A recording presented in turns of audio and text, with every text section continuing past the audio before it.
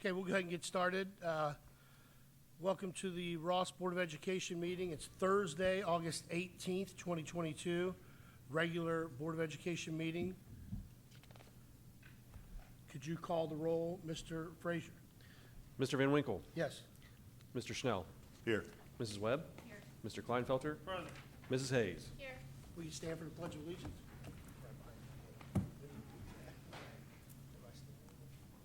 I pledge allegiance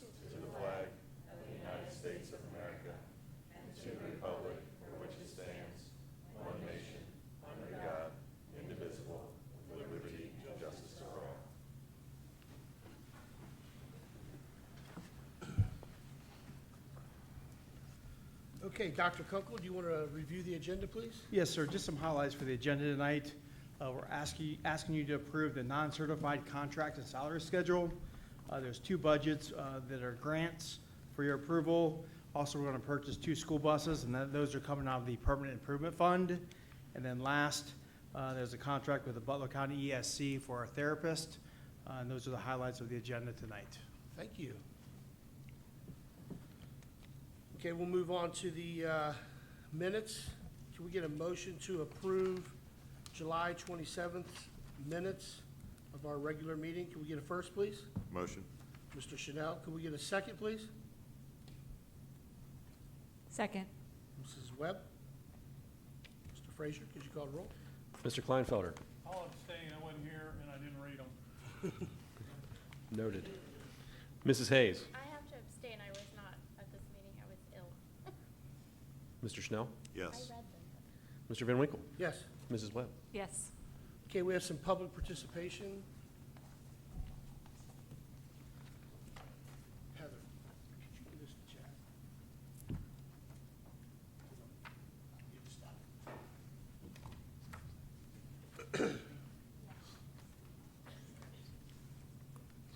Chad, I'll come to you on that.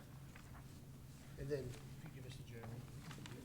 Jeremy, I'll come to you on that one here in a second. That's fine.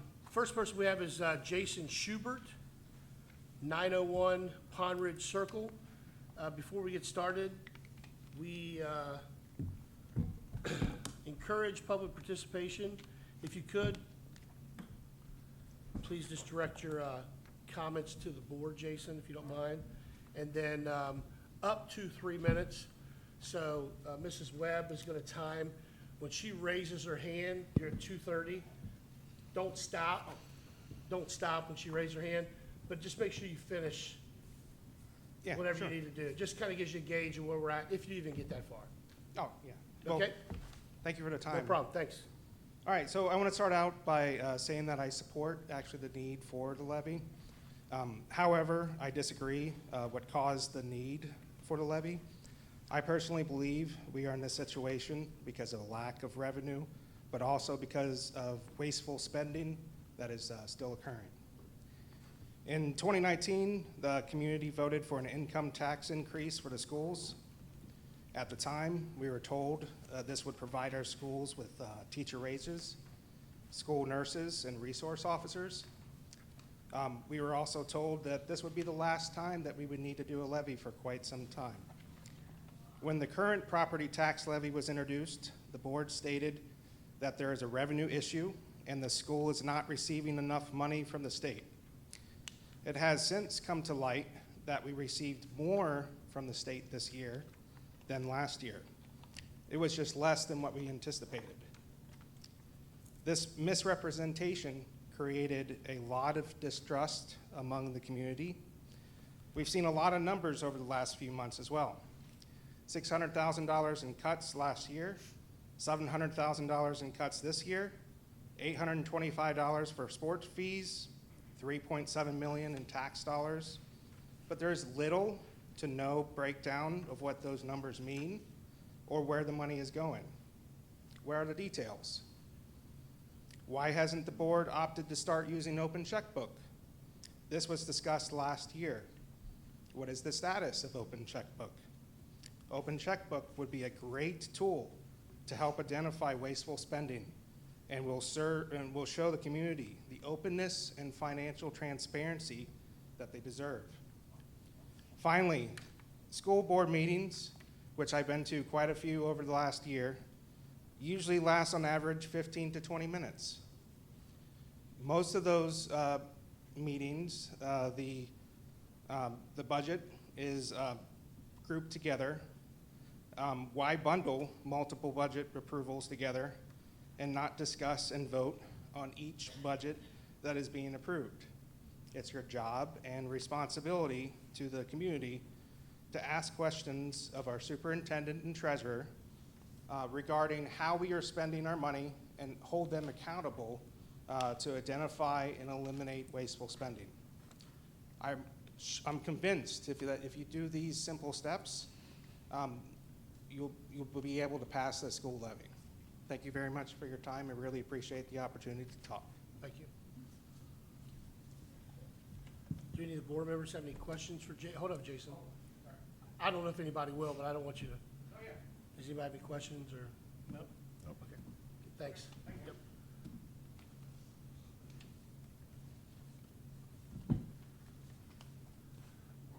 Beth Hensley, 4293 Jennifer Drive, concerns about support and future funding of Ross Local School District. I don't normally. Same thing, Yeah. 3 minutes, she'll raise her hand at 2:30, but just finish your thoughts. It won't be there. I'm quick. Okay. I don't really need this. I know we probably do this. I'm a teacher and an old principal. I can project.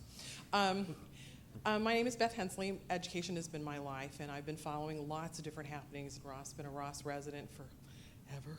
And one of the things I've been concerned about is the connections that we've all had between Burns Farm, what it will do to the future of education and what we have now.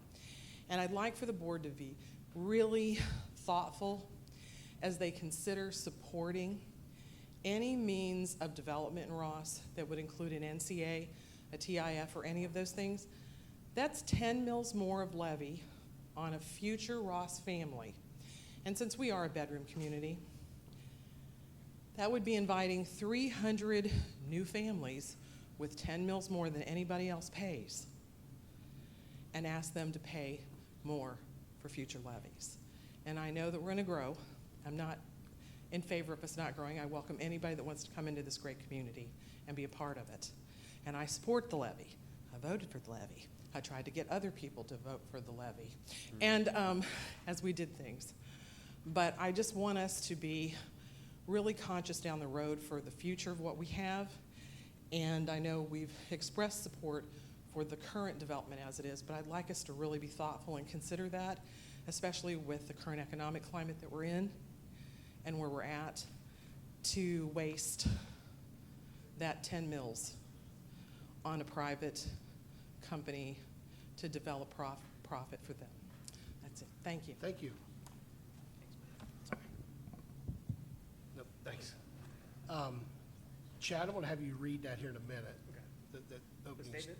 Yeah, not right now, though. Penny Webster, most organized public participation I've ever seen. She's typed it out and everything for us, but, so Penny has two of them, and what we're gonna do you want to talk first and then let them try to real quickly answer your questions? We're gonna stay within 3 minutes if we can. Okay. And if we don't get where we need to get, then we can obviously set up meetings. Well, as long as you have They what got- I've written, then I Yeah. don't have to say very much. Okay, go I'm ahead. Penny Webster. I've come to a lot of the board meetings. I'm usually the only one sitting out here, so I figured tonight it might be the same way. Since tonight was not going to be levy talking, it was going to be just the regular agenda. Yep. And I'm with Jason on the block voting. You guys vote on A through J, and we're like, well, what happened? So today I went through the agenda and some questions I have, and I have a whole lot more questions, but these are just a few I'm going to hit on. There's an attachment where we're hiring someone with MD 30 plus step 12 to replace someone who was a step 10. And what Jason was saying, you know, we've been hiring lesser paid people. That didn't quite hit with me. And then also there's an attachment, it's D under the superintendents, and I don't know what 6-50% is. Is there a, for supplementals and stipends, there must be some sort of something I don't know, you know. I don't know what 50, I don't know what 6 Should be the at 50% means, And the 6 be the as far as dollars go. Yeah. Is that it for that one? Yeah. Perfect. Let's answer those real quick. Okay. Dr. Kunkel, you got the questions in front of you, if you could answer those really fast. Let me talk about hiring process. So this past summer, we had high school math, high school science opening. Those are tough positions to find. So obviously supply and demand, there's not many candidates in the pool for high school math, high school science, and special ed. I believe in Hamilton and Butler County, there were 100 openings 2 weeks ago for special ed teachers. So There's 83 listed right now on the Hamilton County Consortium for special ed teachers. So with that being said, when we have a good candidate, we're gonna give them their years. I think we hired math, science, step 12, step 13. That's not normal practice, but in this situation, supply and demand, unfortunately, that's where we are. Steve, you wanna address the supplemental, the 6-50%? Depending, we're not sure what. Jennifer Knoxville, middle school robotics. They're probably getting They're 50% just on half of, supplemental. Contract? Category 6. So it's category 6. Well, what does category 6 mean? That's listed on the website. If you look, Supplemental, the supplemental positions are categorized by level. So a category 2 is a higher paying supplemental all the way down through like a category 10. Yep. So it's just, category 6 would be where the position is placed at. And that's on the board website? yeah. I'll go back It's and it's look the at that. teacher negotiations at the end. Okay. Okay. I feel like paying the head coach a certain amount on Right, the, correct. Like being a head volunteer football rate coach would be is a this. higher category than being a 7th grade football coach. But I could put dollars to that.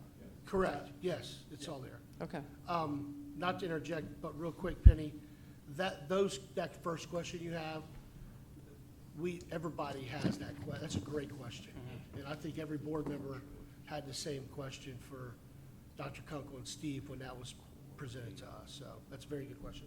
What- What's the next one, Jeremy? Are you talking Oh, about like staff rates for the? well, when you're hiring? hiring people late, I think 2 people applied for the job, and we gotta have a math teacher, but, Well, I don't know that this was math, it was high school INT spec.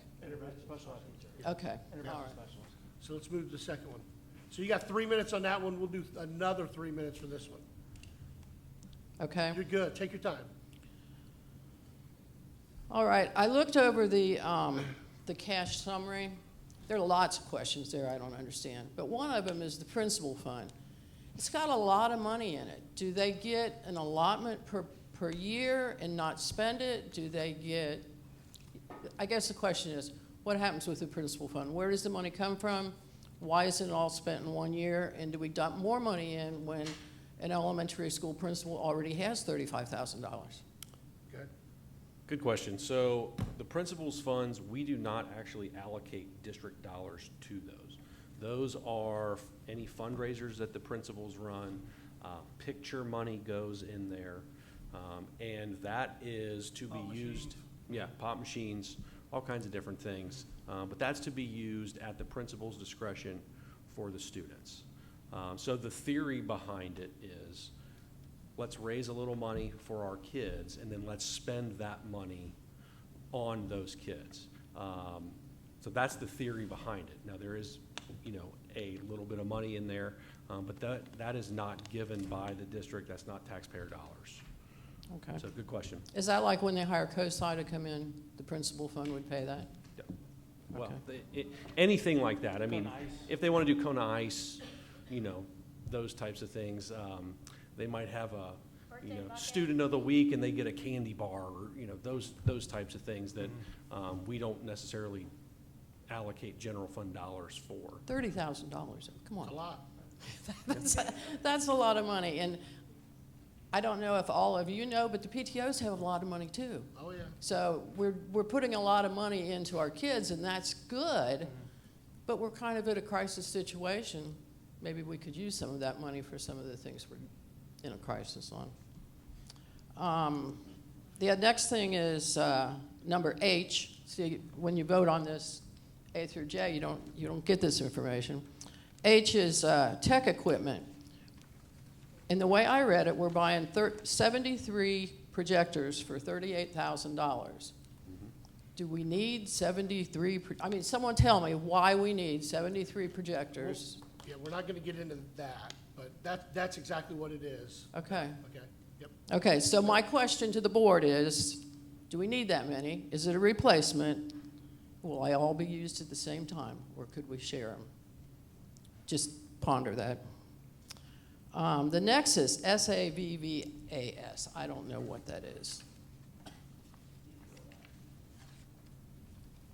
Go ahead, what's the question? Go ahead. Okay, the question is, if there's a column that says charged quantities, the first one is 10, the one is 150, and the next is 40, and the next is 20. That's I. If you got your, yeah. Yeah, so Savas is the parent company of, like, we got a new math program, K through 8, which is called Envision, and other digital programming that we have in our school system. Savas is kind of the parent company. And so those are, I believe, I haven't looked at that specifically, I believe those are supplemental items for our curricular spend on that. I didn't write down how much money it is, but there's a bit of money on that being voted on tonight on I. So maybe when you do your voting, you might say something about that. Assessment, like that, yes, those are digital licenses for curriculum content. So does the quantity make sense to you? 10, 150, 40, 20? I can't answer all of that. Let's keep, I'm new to this. Okay, Yeah, all right. Yes, it does. It's a little scattered because of enrollment changes, and so we ordered this many, and now we've got this many kids sitting in seats waiting for content. So that number fluctuated a little bit. Okay. All right, the last thing is J, and that was the school bus situation that you addressed.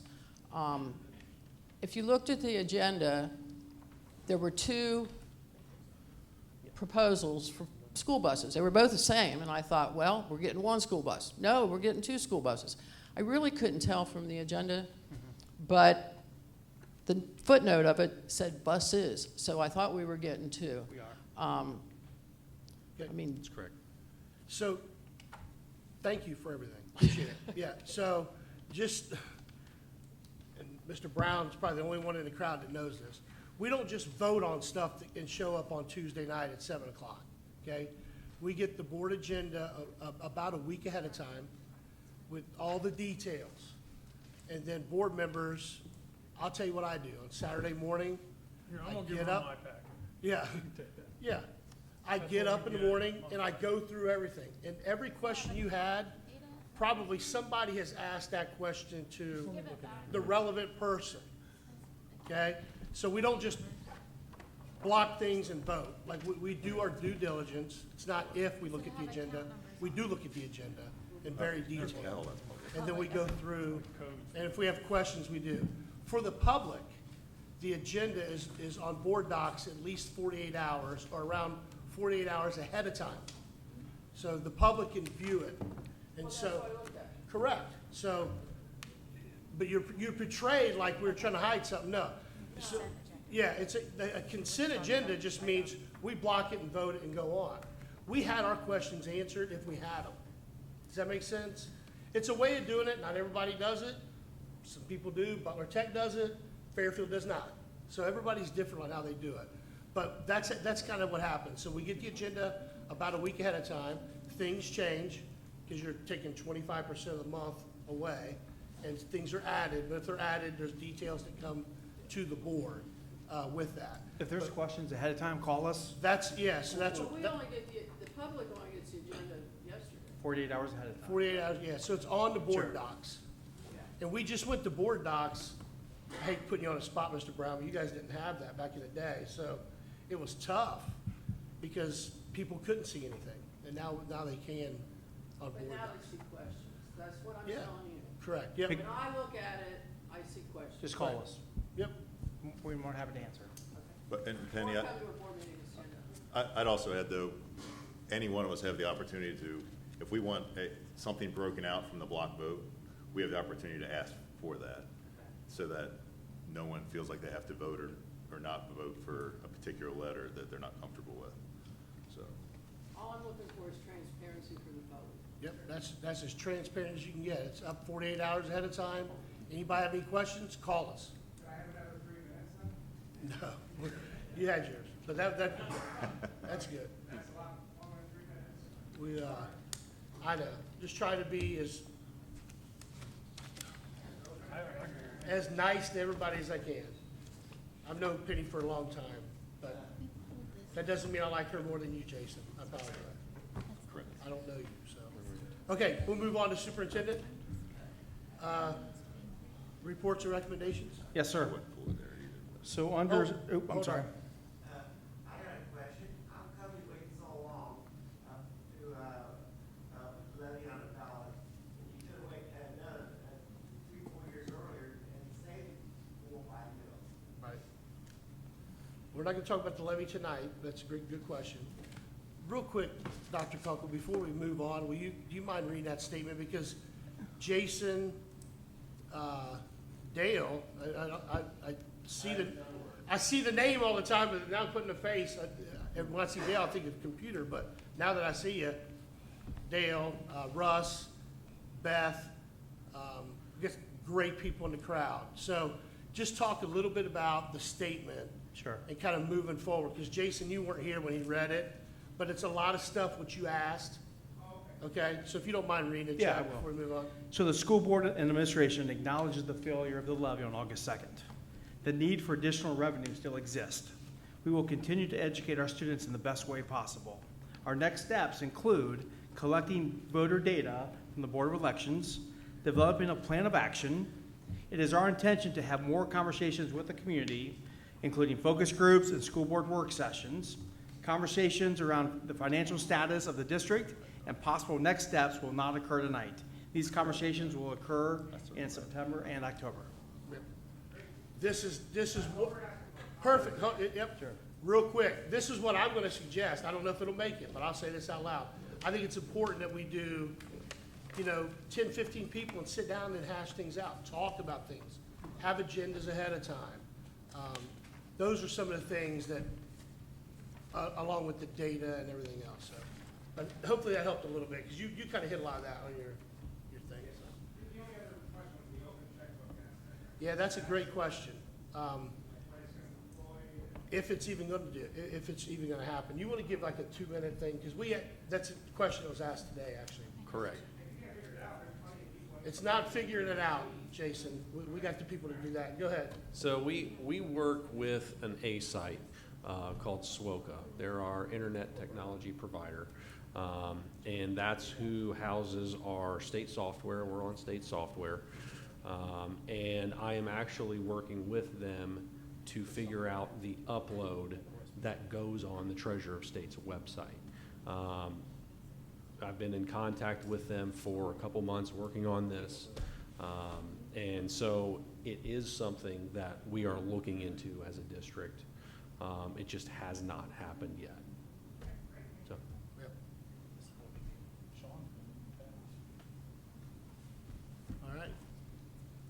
All right. Penny, you're right, man. There's usually one person here, but hopefully everybody got their questions. Dr. Kunkel, the floor Yes, sir. is yours. So under my section, the letter A, we need to appoint a board member for the OSBA annual meeting, which I believe is in the first week of November, I believe. Is that right? So typically we Sean been with us since he's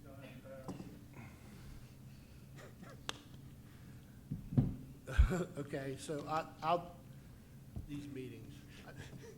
Yeah, I'll be there, so I'll go to the meeting.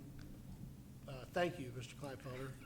Can I nominate Mr. Kleinfelder as the alternate, just in case I don't go? I do think we need an alternate. We do need an alternate. Okay, so Mr. Kleinfelder is the alternate. Perfect. I don't So believe we that, have to sign something tonight, Keith. that doesn't need a vote, We just gotta sign it. undecided. Yeah, we just gotta sign it. Okay, so letters B through E, I like to block those. Letter B, those are corrections to the supplemental salary schedule that we approved last month. There's 3 minor corrections. Item C, these are schedules A through E. These are personnel items. That is C. Letter D is contract renewals for non-certified personnel. And finally, Section E, the salary schedule for the non-certified personnel. So those are B through E as a block. Thank you. Can we get a first to approve under superintendent reports and recommendations, blocking B through E? Can we get a first, please? Motion. Can we get a second? Mr. Chanel, sorry, Chairman. Can we get a second? Second. Mrs. Hayes? Mr. Frazier, could you please call the roll? Mr. Van Winkle? Yes. Mrs. Webb? Yes. Mr. Kleinfelder? Yes. Mrs. Hayes? Yes. Mr. Schnell? Yes. Okay, we'll move on to what's going to be the last. Did we board approve his resignation?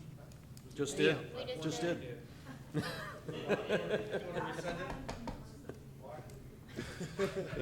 That block got us that time. Okay, Thank you, Mr. President. That being said, I would like to block A through K, okay. but I do like to go through these. So A, we have the investment report. B, we have a then and now for Renaissance Learning. That is a software for elementary curriculum. We're paying with that through ESSER dollars. We have a couple federal grant budget adjustments, one for Title II and one for Title IV.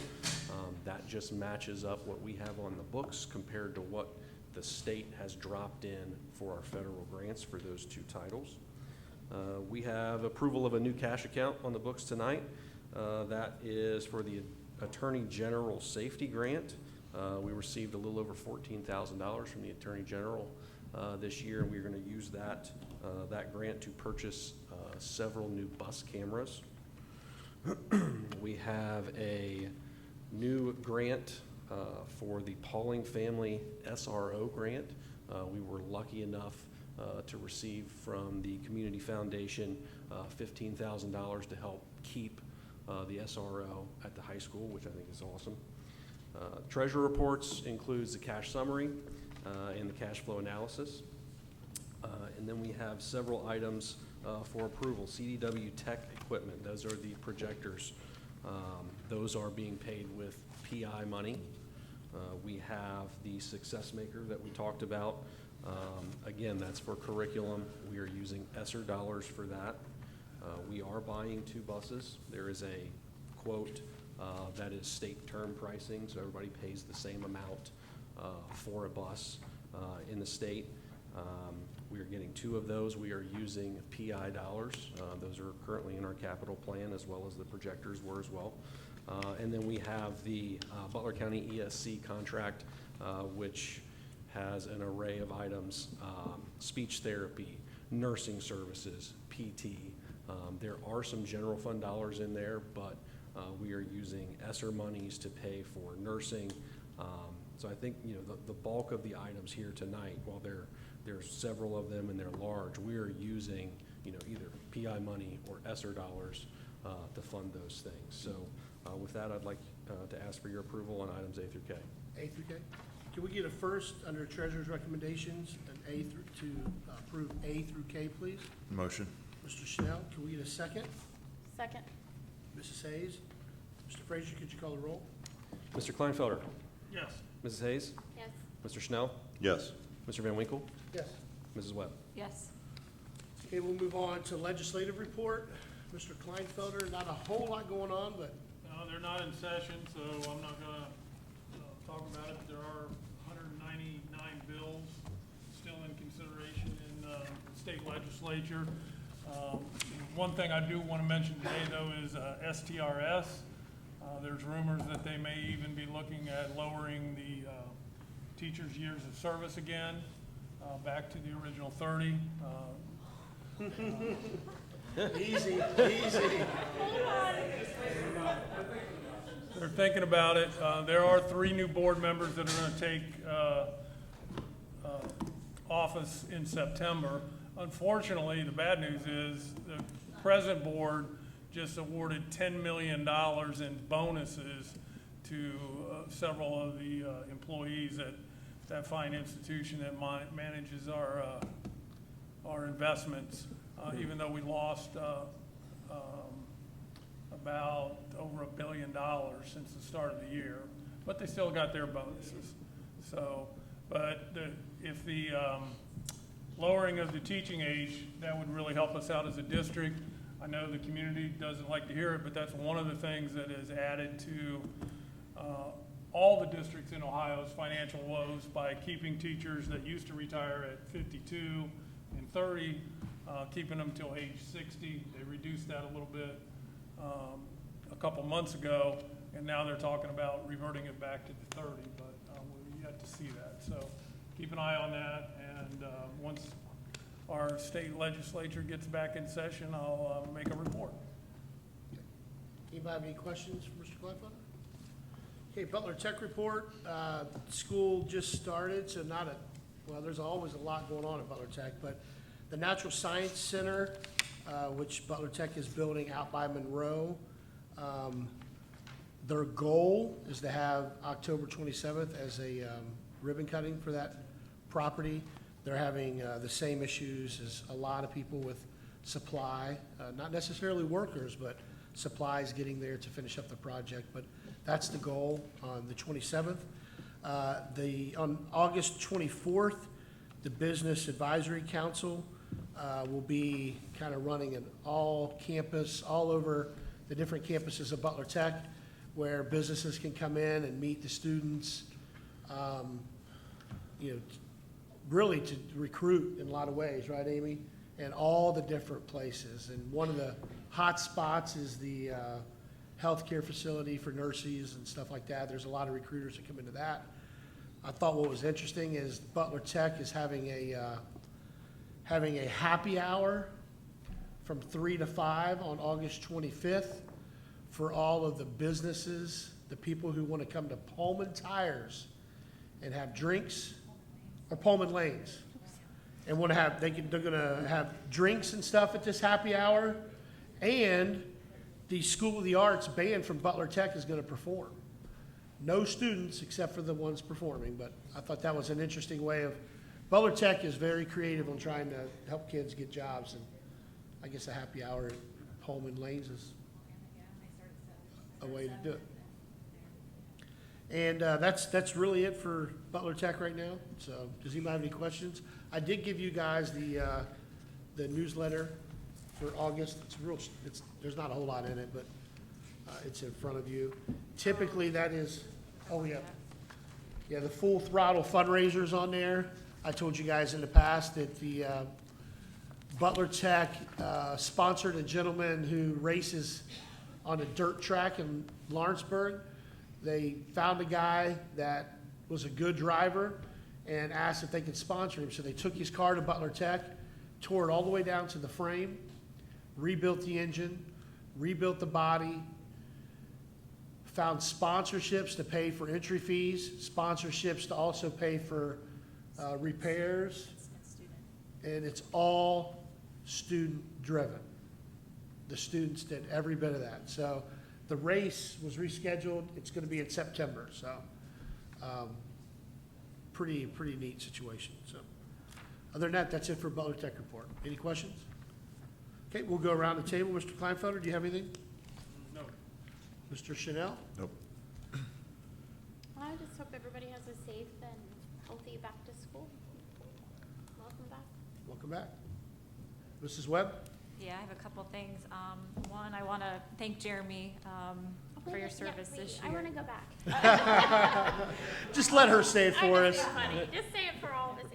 I know we only had you for 1 year, but you've really done a great job of getting in there and cleaning things up and just streamlining a lot of processes, and just appreciate all the work that you've done for us, and you definitely will be missed. Appreciate it.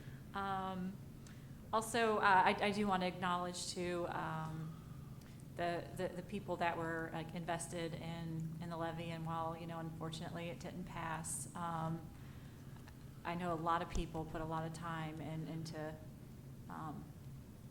pushing for it and making phone calls, and there's just too many to name. I think everybody in this room contributed in some way, shape, or form. I know Mandy Rice spearheaded that, and unfortunately we didn't get the outcome we wanted, but hopefully we can turn things around next time. And then just to wish everybody a great school year. We're back in full swing, so have a great year. Thank you, Amy. I just want to say thanks to Jake for the presentation during the work session. You're tackling that just like you did the athletic department, which, you know, we really appreciate that. Thank you to the Pauling family. To be clear, it's the elderly Paulings, not the young Paulings, but Mr. and Mrs. Pauling have lived in Ross for numerous years, and they are very, very generous to the Hamilton Community Foundation and the new Ross Community Foundation. They made a very generous donation to that foundation as well, so thank you to them. Good luck to all the students and staff. My kids are at Morgan and the intermediate, and just love both those schools and excited for the staff and everybody there. Jeremy, I'm going to put you on the spot and say thank you so much for everything. You came into a tough situation, but you've done a really good job. And we really, it was inevitable that you were going to go back to the big leagues, I guess you want to call it, where you got 75 people working for you, but and you can go golfing every day, but delegate. But this would just give you an opportunity real quick if you just want to say a couple words or. Sure, yeah, I mean, it's obviously been a tremendous learning experience these past 14 months here at Ross. And at times are tough, but I think, you know, this district and this community has a bright future ahead of them. And, you know, I'm just really gonna miss, you know, working with you all, the board, you know, superintendent, working with Chad, Steve, Jake, you know, all you guys. It's been a great year, so, thank you. Yep, thank you so much. With that being said, can we have a first to end the meeting? Can we have a Motion. first? Can we have a second motion, a second for that, please? Second. Mrs. Hay, or Mrs. Webb, can we call the roll? Mrs. Hayes? Yes. Mr. Schnell? Yes. Mr. Van Winkle? Yes. Mrs. Webb? Yes. Mr. Kleinfelder? Yes.